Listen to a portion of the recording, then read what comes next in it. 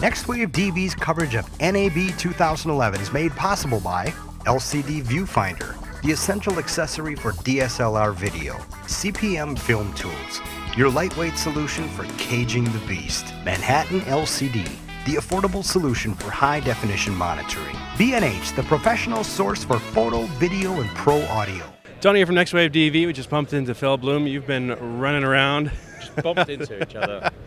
Running around the show a ton. Still there. That's good, yeah. And I've seen you being interviewed by pretty much everybody. So Right. have you got a chance to? Well, and now you get the I haven't best seen anything one. yet. I was about to go and see something, then you came up and saw me. I was going to see go to my first stand on the last day, but don't worry, I can do it next year. It's fine.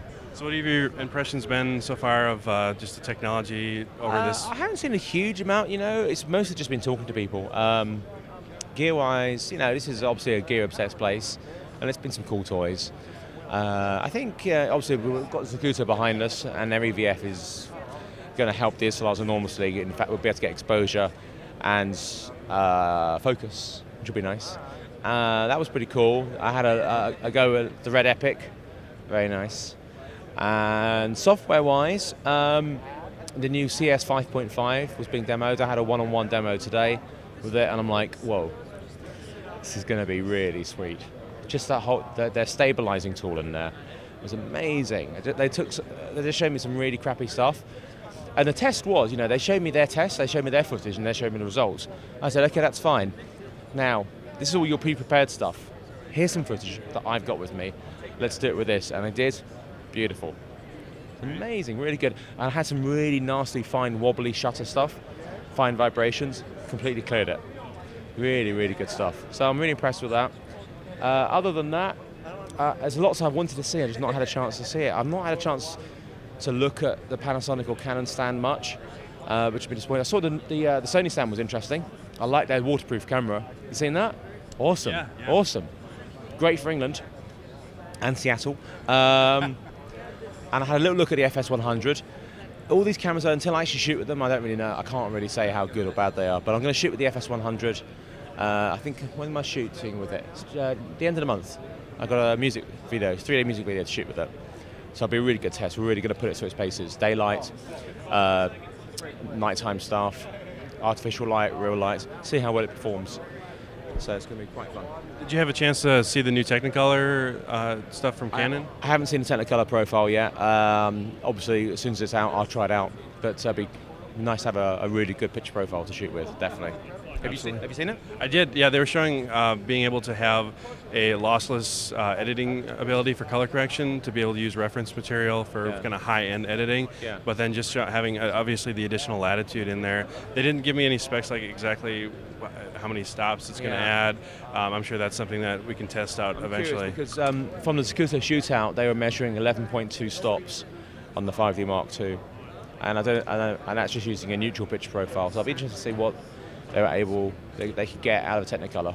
It was impressive when looking at them actually editing the footage, how far they could push it in multiple directions, and then still go back, obviously, to the original. Yeah.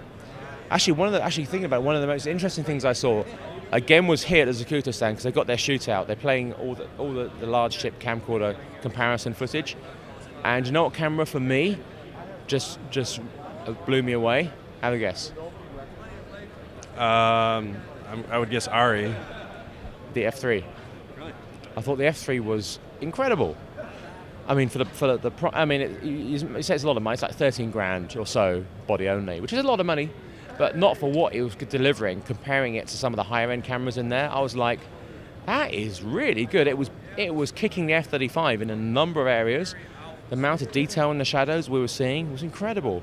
Really, really impressed. I walked past the Sammy's booth, where they had this offer on for $13,000 for the F3, and I was twitching at my wallet. It's like, no, put the wallet away. And then I just asked them anyway, so he's been selling, and they said, we sold them within like 30 minutes on the first day. Wow. Now, do you think, Red has kind of claimed a lot of that latitude, a lot of the raw footage, but it involves a certain level of workflow change for some people. Yeah. People coming from an EX background, do you think that that's another appealing factor for the F3? Yeah, the F3 is very simple. I mean, it's same S-by-S cards and all of that. But if you want to go out into a better solution, then you can easily, because it has HD SDI out, so you can plug into a Key Pro, Mini, or Nano Flash. I just picked up an Atomos Ninja, which is HDMI only, and that records in ProRes, in all flavors of ProRes. So that's a nice little device if you want to record in something better. But yeah, I mean, the Red and the F3, it's two different tools. I mean, one's a cinema camera, and then one's much more of a everyday. I wouldn't say it's not an ENG camera, but it's going for that market, but with larger ships. And it can be used as a cinema camera, as shown in the shootout, and then marketing it as well. Because don't forget, it comes with a PL mount, so it is very much for that. But for just everyday stuff, for corporate films, for documentaries, for dramas, I think it's a great everyday camera. Really, really nice. And I just wish it had 1080p slow motion rather than 720. That's a cool thing. And there's a couple of other slow motion cameras which have been interesting. I can't remember the name of it over there. It's a 720p one. It's actually this camera here. Here it is, the Fastech TS3. It's a weird thing. It looks like a monitor with a lens stuck on it and a little thing, but it shoots very high quality 720p slow motion using a Micro Four Thirds chip in there. And as we've heard, it's at a unique price point too that can make it potentially rentable or ownable. I mean, high-speed cameras have always been very, very expensive. This is still expensive. Let's be honest. This is $30,000. This is not something that everybody's going to buy. But for rental things, it's going to bring the cost of hiring a high-speed camera crashing down, and that's great. Slow motion's fun. I enjoy it a lot. Well, thanks for your time, Philip. You're welcome, Tony. Hopefully you get a chance to see a few more things before we end. I'm going to go off to Arri now, because they're going to show me the Alexa. So the Alexa is amazing. It blew me away. I saw it last year, so I'm going to see how much it's improved in a year. Well, they have 2 new models totally that they've announced, and I think it's going to be a highly versatile tool now. It's great to see that it's a new family instead of just a single camera product. Yeah, great. Thank you very much. Thank you. Cheers. Subscribe to us on YouTube and visit nextwavedv.com for more news and training for video and filmmakers.